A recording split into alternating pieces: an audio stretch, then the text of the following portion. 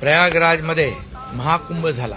65 कोटी लोक त्या महाकुंभामध्ये सामील झाले आणि अतिशय श्रद्धेने भक्तिभावाने त्या त्रिवेणी गंगा यमुना सरस्वतीच्या त्रिवेणी संगमावर सगळ्यांनी स्नान केलं आणि मनुष्य जन्मामध्ये त्या ठिकाणी महाकुंभात स्नान केल्यानंतर जन्म सार्थकी झाला अशी एक भावना लोकांच्या मनामध्ये आहे.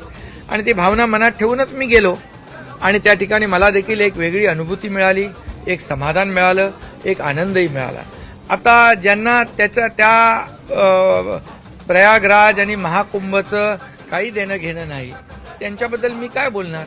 आणि एवढंच मी सांगतो की आम्ही जे बाळासाहेबांचे विचार, बाळासाहेबांची शिवसेना आणि बाळासाहेबांचा धनुष्यबाण याबरोबर ज्यांनी बेईमानी केली, जे पाप केलं ते पाप धुण्यासाठी मी गेलो तिकडं असं म्हटलं पाहिजे त्यांनी.